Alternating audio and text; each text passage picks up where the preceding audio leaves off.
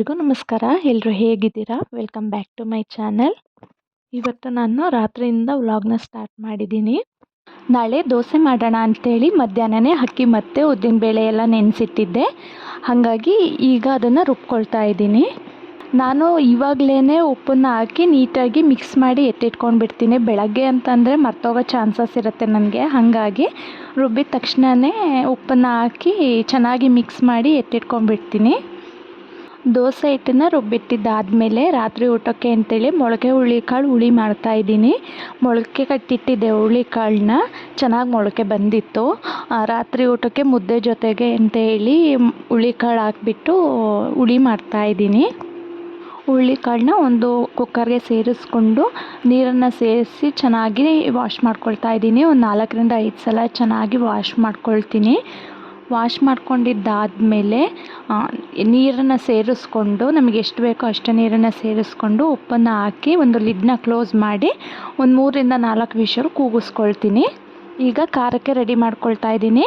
ಒಂದು ಮಿಕ್ಸರ್ ಜಾರ್ಗೆ ಒಂದು ಅರ್ಧ ಹೋಳು ಆಗೋಷ್ಟು ತೆಂಗಿನಕಾಯಿನ ಸೇರಿಸ್ಕೊಂಡಿದ್ದೀನಿ. ತೆಂಗಿನಕಾಯಿ ತುರಿನ ಸೇರಿಸ್ಕೊಂಡಿದ್ದೀನಿ. ಅರ್ಧ ಸ್ಪೂನ್ ಆಗೋಷ್ಟು ಖಾರದ ಪುಡಿ, 1 ಸ್ಪೂನ್ ಆಗೋಷ್ಟು ಸಾಂಬಾರು ಪುಡಿ, 1 ಸ್ಪೂನ್ ಆಗೋಷ್ಟು ಜೀರಿಗೆ, ಒಂದು 10 ಇಳಕ್ಲು ಬೆಳ್ಳುಳ್ಳಿ, ಹಾಗೆ ನೆನೆಸಿಟ್ಕೊಂಡಿದ್ದಂಥ ಹುಣಸೆಹಣ್ಣು ಮತ್ತು ಕೂಗಿಸ್ಕೊಂಡಿದ್ನಲ್ಲ ಮೊಳಕೆ ಹುರುಳಿಕಾಳು ಅದನ್ನು ಸೇರಿಸ್ಕೊಂಡು ಚೆನ್ನಾಗಿ ಮಿಕ್ಸಿ ಮಾಡ್ಕೋಬೇಕು. ಮಿಕ್ಸಿ ಮಾಡಿದ್ದಾದಮೇಲೆ ಒಂದು ಪಾತ್ರೆಗೆ ಎಣ್ಣೆ ಹಾಕಿ ಸಾಸಿವೆ, ಜೀರಿಗೆ ಹಾಗೆ ಈರುಳ್ಳಿನ ಹಾಕಿ ಈರುಳ್ಳಿ ಚೆನ್ನಾಗಿ ಮೆತ್ತಗಾಗೋ ತನಕ ಫ್ರೈ ಮಾಡ್ಕೊಳ್ತೀನಿ. ಅದಾದಮೇಲೆ ಮಿಕ್ಸಿ ಮಾಡ್ಕೊಂಡಿದ್ನಲ್ಲ ಖಾರ ಅದನ್ನು ಸೇರಿಸ್ಕೊಂಡು 1-2 ನಿಮಿಷ ಚೆನ್ನಾಗಿ ಕುದಿಸ್ಕೊಳ್ತೀನಿ. ಒಗ್ಗರಣೆಗೆ ಕರಿಬೇವಿನ ಸೊಪ್ಪು ಹಾಕ್ಕೋಬೇಕಿತ್ತು. ಕರಿಬೇವಿನ ಸೊಪ್ಪು ಇರಲಿಲ್ಲ, ಹಂಗಾಗಿ ಅದನ್ನು ಸ್ಕಿಪ್ ಮಾಡಿ ಬರೀ ಈರುಳ್ಳಿನ ಹಾಕಿ ಒಗ್ಗರಣೆ ಮಾಡ್ಕೊಂಡಿದ್ದೀನಿ. ಖಾರ ಕುದಿಸ್ಕೊಂಡಿದ್ದಾದಮೇಲೆ ಮೊಳಕೆ ಹುರುಳಿಕಾಳು ಬೇಯಿಸ್ಕೊಂಡಿದ್ದ ರಸ ಇತ್ತಲ್ಲ ಅದನ್ನು ಸೇರಿಸ್ಕೊಂಡು ಚೆನ್ನಾಗಿ ಒಂದು 5 ನಿಮಿಷ ಕುದಿಸ್ಕೋಬೇಕು. ಚೆನ್ನಾಗಿ ಕುದೀತು ಅಂತಂದರೆ ಮೊಳಕೆ ಹುರುಳಿಕಾಳು ಹುಳಿ ರೆಡಿಯಾಗೇ ಹೋಯಿತು. ಮುದ್ದೆ ಜೊತೆಗೆ ಒಳ್ಳೆ ಕಾಂಬಿನೇಷನ್ ಅಂತಲೇ ಹೇಳ್ಬೋದು ಈ ಸಾಂಬಾರು. ಸಾಂಬಾರು ಮಾಡಿದ್ದಾದಮೇಲೆ ನೆಕ್ಸ್ಟ್ ವ್ಲಾಗ್ ಕಂಟಿನ್ಯೂ ಮಾಡೋಕ್ಕಾಗಲಿಲ್ಲ. ಅದಾದಮೇಲೆ ನೆಕ್ಸ್ಟ್ ಡೇ ಮಾರ್ನಿಂಗ್ ನಿನ್ನೆ ರಾತ್ರಿಯೇ ದೋಸೆ ಹಿಟ್ಟನ್ನ ರುಬ್ಬಿಟ್ಟಿದ್ನಲ್ವ, ಚೆನ್ನಾಗಿ ನೆನ್ಕೊಂಡಿತ್ತು. ಒಂದು ಸಲ ಚೆಕ್ ಮಾಡಿ ನೋಡಿದ್ದೆ ಆಲ್ರೆಡಿ ಚೆನ್ನಾಗಿ ನೆಂದಿದೆಯಾ ಹೇಗೆ ಅಂಥೇಳಿ. ತುಂಬಾ ಚೆನ್ನಾಗಿ ನೆಂದಿತ್ತು. ಇವಾಗ ಬೇಸಿಗೆ ಆಗಿರೋದ್ರಿಂದ ಬೇಗನೆ ನೆಂದಿರುತ್ತೆ ಹಿಟ್ಟು. ಈಗ ಆಲೂಗಡ್ಡೆ ಪಲ್ಯ ಮಾಡೋಣ ಅಂದ್ಕೊಂಡಿದ್ದೀನಿ ದೋಸೆ ಜೊತೆಗೆ. ಅದಕ್ಕೆ ಅಂತೇಳಿ 2 ಈರುಳ್ಳಿ, ಒಂದು 4ರಿಂದ 5 ಹಸಿರುಮೆಣಸಿನ್ಕಾಯಿ, ಸ್ವಲ್ಪ ಕರಿಬೇವಿನ ಸೊಪ್ಪು ಹಾಗೆ ಬೆಳ್ಳುಳ್ಳಿನ ಜಜ್ಜಿ ರೆಡಿ ಮಾಡಿ ಇಟ್ಕೊಂಡಿದ್ದೀನಿ. ಒಂದು ಬಾಣಲಿಗೆ 2ರಿಂದ 3 ಸ್ಪೂನ್ ಆಗೋಷ್ಟು ಎಣ್ಣೆನ ಹಾಕಿ ಎಣ್ಣೆ ಕಾದಾದಿದ ನಂತರ ಸಾಸಿವೆ, ಜೀರಿಗೆ ಹಾಗೆ ಕರಿಬೇವಿನ ಸೊಪ್ಪನ್ನು ಹಾಕಿ ಚೆನ್ನಾಗಿ ಫ್ರೈ ಮಾಡ್ಕೊಳ್ತಾ ಇದ್ದೀನಿ. ಕರಿಬೇವಿನ ಸೊಪ್ಪು ಎಲ್ಲ ಚೆನ್ನಾಗಿ ಫ್ರೈ ಆಗಿದ್ದಾದಮೇಲೆ ಜಜ್ಜಿಟ್ಕೊಂಡಿರೋ ಬೆಳ್ಳುಳ್ಳಿನ ಸೇರಿಸ್ಕೊಂಡು ಬೆಳ್ಳುಳ್ಳಿ ಘಮ ಬರೋ ತನಕ ಚೆನ್ನಾಗಿ ಫ್ರೈ ಮಾಡಿಕೊಂಡೆ. ಬೆಳ್ಳುಳ್ಳಿ ಫ್ರೈ ಮಾಡ್ಕೊಂಡಿದ್ದಾದಮೇಲೆ ಒಂದು 2ರಿಂದ 3 ಸ್ಪೂನ್ ಆಗೋಷ್ಟು ಕಡಲೆಬೇಳೆನ ಸೇರಿಸ್ಕೊಂಡು ಮತ್ತೆ ಚೆನ್ನಾಗಿ ಫ್ರೈ ಮಾಡ್ಕೊಳ್ತಾ ಇದ್ದೀನಿ. ಕಡಲೆಬೇಳೆ ಎಲ್ಲ ಚೆನ್ನಾಗಿ ಫ್ರೈ ಆಗಿದ್ದಾದಮೇಲೆ ಕಟ್ ಮಾಡ್ಕೊಂಡಿದ್ದಂಥ ಹಸಿರು ಮೆಣಸಿನ್ಕಾಯಿನ ಸೇರಿಸ್ಕೊಂಡು ಅದನ್ನು ಕೂಡ ಚೆನ್ನಾಗಿ ಫ್ರೈ ಮಾಡ್ಕೊಳ್ತೀನಿ. ಹಸಿರು ಮೆಣಸಿನ್ಕಾಯಿ ಖಾರ ಬಿಟ್ಕೊಳ್ಳುತ್ತಲ್ಲ ಅಲ್ಲಿ ತನಕ ಚೆನ್ನಾಗಿ ಫ್ರೈ ಮಾಡ್ಕೊಳ್ತಾ ಇದ್ದೀನಿ. ಹಸಿರು ಮೆಣಸಿನ್ಕಾಯಿ ಏನಾದರೂ ಇಲ್ಲ ಅಂತಂದರೆ ಕೆಂಪು ಮೆಣಸಿನ್ಕಾಯಿನೂ ಸಹ ಸೇರಿಸ್ಕೋಬೋದು. ಟೇಸ್ಟ್ ಅದು ಕೂಡ ಚೆನ್ನಾಗಿರುತ್ತೆ. ಹಸಿರು ಮೆಣಸಿನ್ಕಾಯಿ ತಿಂದಲೇ ಇರ್ತಾರಲ್ಲ, ಅಂದರೆ ಗ್ಯಾಸ್ಟ್ರಿಕ್ಕು, ಹೊಟ್ಟೆ ಉರಿ ಅಂತ ಇರ್ತಾರಲ್ಲ, ಅವರು ಕೆಂಪು ಮೆಣಸಿನ್ಕಾಯಿನ ಯೂಸ್ ಮಾಡ್ಕೋಬೋದು. ಮೆಣಸಿನ್ಕಾಯಿ ಹಾಕಿ ಫ್ರೈ ಮಾಡ್ಕೊಂಡಿದ್ದಾದಮೇಲೆ ಕಟ್ ಮಾಡ್ಕೊಂಡಿರೋಂಥ ಈರುಳ್ಳಿನ ಸೇರಿಸ್ಕೊಂಡು ಚೆನ್ನಾಗಿ ಫ್ರೈ ಮಾಡ್ಕೊಳ್ತಾ ಇದ್ದೀನಿ. ಈರುಳ್ಳಿ ಸ್ವಲ್ಪ ಮೆತ್ತಗಾಗಬೇಕು, ಅದಕ್ಕೋಸ್ಕರ ಅದು ಫ್ರೈ ಆಗ್ತಾ ಇರಲಿ. ಈ ಕಡೆ ಆಲೂಗಡ್ಡೆನ ಬೇಯಿಸ್ಕೊಂಡಿದ್ದೆ, ಅದನ್ನು ಸಿಪ್ಪೆಯನ್ನು ತೆಗೆದು ಇಟ್ಕೊಳ್ಳೋಣ ಅಂತೇಳಿ ಈ ಕಡೆ ಅದನ್ನು ಮಾಡ್ಕೊಳ್ತಾ ಇದ್ದೀನಿ.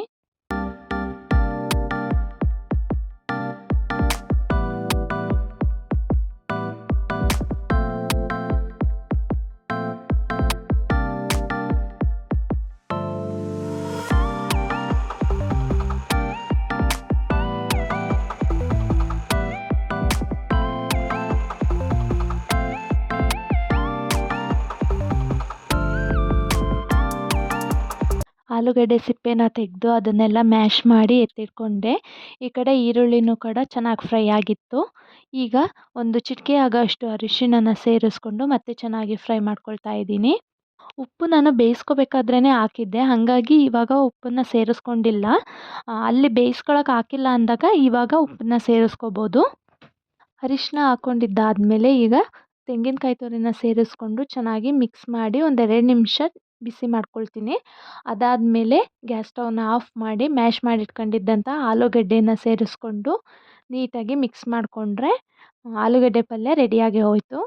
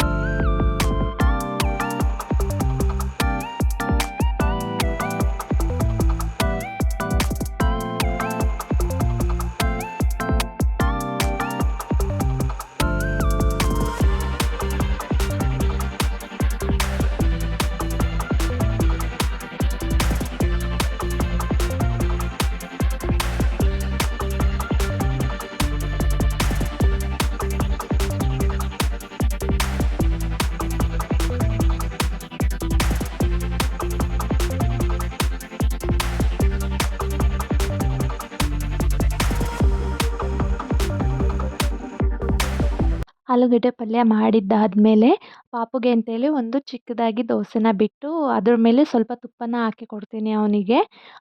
ಕೈಯಲ್ಲಿ ಇಟ್ಕೊಂಡು ಆಟ ಆಡ್ಕೊಂಡು ತಿಂದ್ಕೊಳ್ತಾನೆ. ಅವನಿಗೆ ಊಟ ಎಲ್ಲ ಮಾಡಿಸಿದ್ದಾದ್ಮೇಲೆ ನಮಗೆ ಇವಾಗ ದೋಸೆನ ಬಿಟ್ಕೊಳ್ತಾ ಇದ್ದೀನಿ.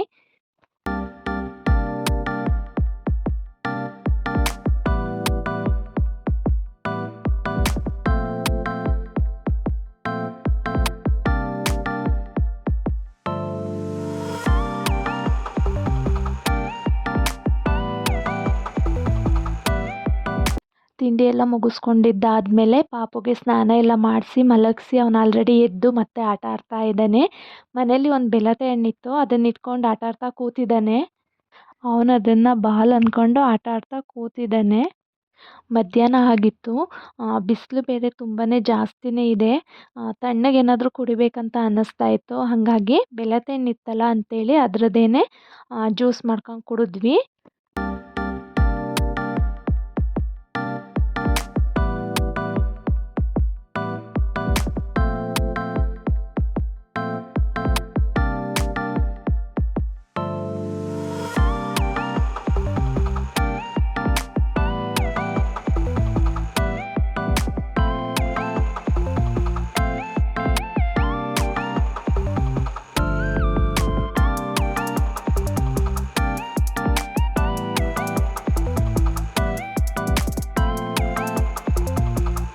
ಜ್ಯೂಸ್ ಕುಡ್ದಿದ್ದಾದಮೇಲೆ ತೋಟದಲ್ಲಿ ಬಾಳೆಗೊನೆ ಜಾಸ್ತಿ ಆಗಿದ್ವು.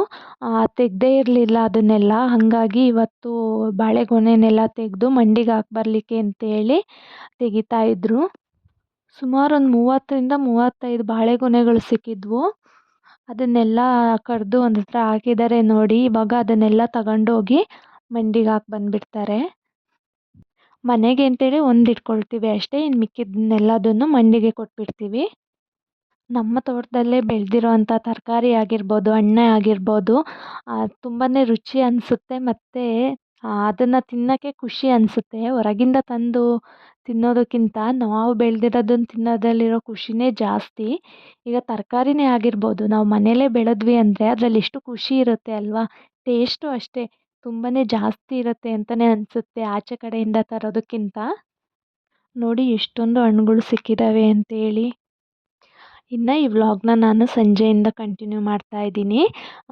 ಸಂಜೆ ನೋಡಿದ್ರೆ ಎಷ್ಟೊಂದು ಮೋಡ ಆಗಿತ್ತು, ಮಳೆ ಬರುತ್ತೇನೋ ಅನ್ನೋ ಅಷ್ಟು ಮೋಡ ಆಗಿತ್ತು. ನಾವು ಮಳೆ ಬರುತ್ತೇನೋ ಅಂತ ಅಂದ್ಕೊಂಡ್ರೆ ಒಂದು ಸ್ವಲ್ಪನೂ ಮಳೆ ಬರಲೇ ಇಲ್ಲ. ಇವತ್ತಿನ ವ್ಲಾಗ್ನ ನಾನು ಇಲ್ಲಿಗೆ ಎಂಡ್ ಮಾಡ್ತಾ ಇದ್ದೀನಿ. ನಿಮ್ಮೆಲ್ಲರಿಗೂ ಈ ವಿಡಿಯೋ ಇಷ್ಟ ಆಯಿತು ಅಂದರೆ ಪ್ಲೀಸ್ ಒಂದು ಲೈಕ್ ಮಾಡಿ. ಯಾರೆಲ್ಲ ನನ್ನ ಚಾನಲ್ನ ಇನ್ನೂ ಸಬ್ಸ್ಕ್ರೈಬ್ ಮಾಡದೆ ನೋಡ್ತಾ ಇದ್ದೀರಾ ಪ್ಲೀಸ್ ಸಬ್ಸ್ಕ್ರೈಬ್ ಮಾಡ್ಕೊಂಡು ನೋಡಿ. Thank you.